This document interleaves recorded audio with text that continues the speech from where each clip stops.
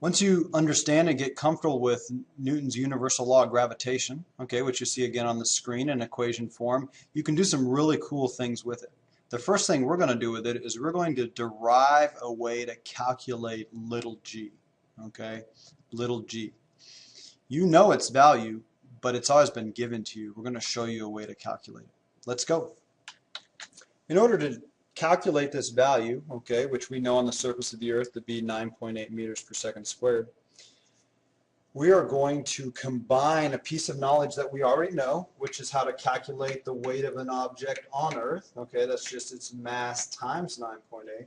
Okay, we're going to combine that piece of knowledge with our new piece of knowledge, Newton's universal law of gravitation. Okay, according to this law, we could calculate the force between you standing on the Earth, okay, little m, and the mass of the Earth, right? If we just knew the distance between you and the Earth, and remember we measure center to center, so that would be from your center of mass, basically your belly button, to the center of the Earth, which is basically equivalent to the radius of the Earth. Okay, so we could use this equation to calculate your weight this way, right? Because your weight is simply the force of attraction between your mass and the mass of the Earth. But that's kind of an ugly way to do it, right? We much prefer the way we already learned, which is your mass times 9.8. But I hope you catch what's going on here. We're saying that these two forces are the same, right? So we can equate them to each other. Okay, in other words, we can write, we know that this force here is equal to mg, right? This is the force of weight. It's two different ways of calculating the same thing. Now the neat thing about this is that we can do a little math manipulation and come up with a new equation that tells us something about what the acceleration due to gravity on a Earth depends on, right? If you look here, you're just going to divide both sides by m, right? You can cancel out the m from the left side of the equation and the right side of the equation, and you come up with this expression here, okay? If you didn't believe it before, hopefully you see now that the large g, universal gravitational constant, and little g, acceleration due to gravity, aren't the same thing, right? This equation shows that clearly. Okay? So, what you see here is that the acceleration due to gravity on Earth depends on the Earth's mass, right? And the radius of the Earth. Okay? But the really cool thing about this is that this equation is not limited to the Earth. I can actually take this e out, right? Because the stuff that we just did would be true for our weight on any planet, right? And replace this planet with Jupiter or Mars or the Moon, and the same equation would still work. In other words, this equation, okay, if we know the planet's mass and the planet's radius, okay, we can calculate the acceleration due to gravity on any planet based on the size of the planet, right? The radius and its mass. This is a very useful equation, okay? And it's true not just on Earth, but for any planetary body that is pulling on a person. Let's use this equation in a few different ways, okay? Let me show you how we might apply this. Let's go to the next screen. Okay, on the left side of the screen you see the Earth, okay, the yellow circle. And the dotted line here is supposed to represent a satellite that's orbiting the Earth, okay, at a certain distance above the Earth. I know it's a pretty ugly satellite. Now, I just picked a convenient distance. We're going to say that the satellite is equal in distance, okay, from the Earth's surface as the radius of the Earth. So that the total distance for the satellite from the center of the Earth is the distance of 2 Earth radii. All right? Now, we already know that the acceleration due to gravity on the surface of the Earth is 9.8. But what acceleration due to gravity will the satellite experience, being that it's further away from the center of the Earth? Okay, hopefully you recognize that the acceleration due to gravity and therefore the force of gravity, the weight, get less as you get further away from the Earth, as you separate the two masses. So, if you were a glutton for punishment, okay, you could use these two monstrous numbers right here, the radius of the Earth and the mass of the Earth, and you could actually plug them into this equation that we've derived, and you could crunch that with the universal law of gravitation and get yourself a number, right? But this is where our new friend, proportional reasoning, comes along. We can save ourselves a lot of math work by doing some proportional reasoning. Watch what happens here. Okay, if I want to calculate the new acceleration due to gravity, all right, the mass of the Earth hasn't changed, right, for the satellite, still the mass of the Earth that it's orbiting. But now the new radius, okay, is this, twice as far, right, as the surface of the Earth, but we got that squared.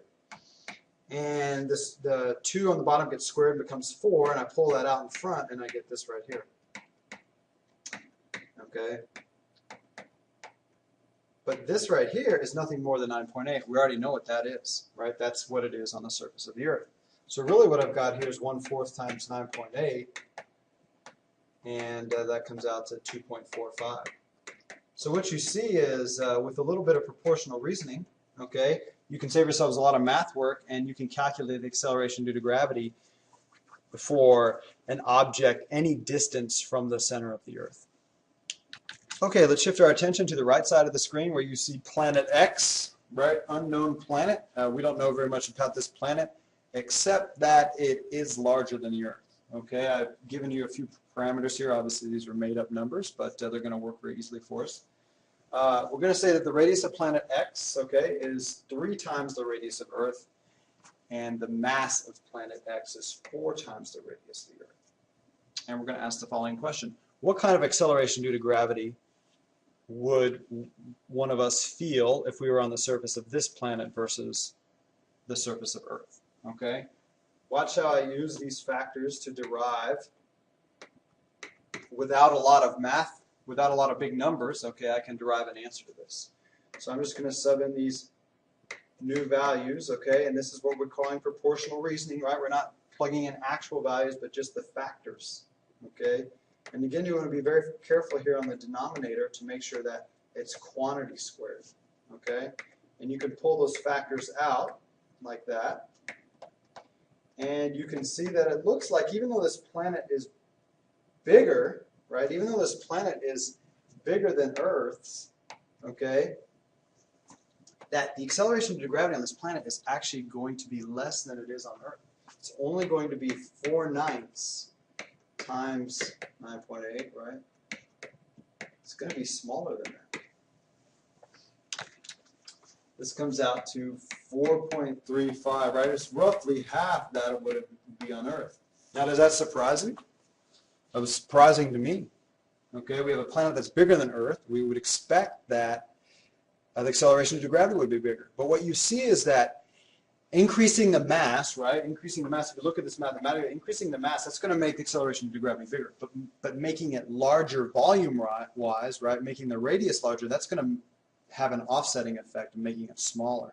And in fact, that change is bigger, right? The radius change, because it gets squared, has a bigger effect than the mass change. So that's how you end up actually with a smaller acceleration due to gravity than on Earth. All right, in the last part of this lesson, we're going to reflect a little bit on the significance of Newton's work. Okay, I'm going to switch screens here. Okay, Newton's universal law of gravitation has also been referred to as, and this is a fancy term, the Newtonian synthesis. Okay, synthesis just means joining together. And what Sir Isaac Newton basically did is he recognized, okay, by his universal law of gravitation that the forces that are at work on Earth, right, the force that makes the apple fall to Earth is the same force that makes the moon go around the Earth. He included in his book that he wrote explaining these concepts, okay, he had a drawing, kind of like you see on the screen, okay, and on this drawing, this is Earth, and this triangle here is actually a really tall mountain. So what I want you to imagine is that we have a cannon at the top of the mountain, and we're going to fire cannonballs horizontally off the mountain at different velocities, okay. What you're going to get is this, right? If you fire it kind of slow, it's going to go like that, okay. Let's do that dotted line. It's going to go kind of like that. Right? If you fire it a little bit faster, it's going to go like that. What kind of trajectory is that, by the way? That's right, parabola, right? It's projectile. Okay, the faster you fire it, okay, the more it's going to get around the Earth. Do you see what's going to happen here? Right? If you keep this going, right? If you fire something fast enough, doesn't it make sense that it will eventually actually go into orbit? Okay, and that was Newton's genius insight.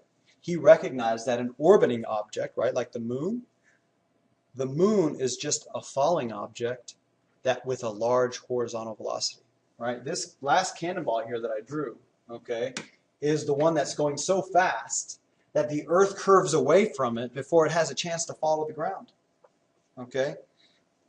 This is the key insight, right? You look at the moon, you realize it's orbiting the Earth. It's just falling, just like the apple's falling. It just so happens that the moon has a large horizontal velocity.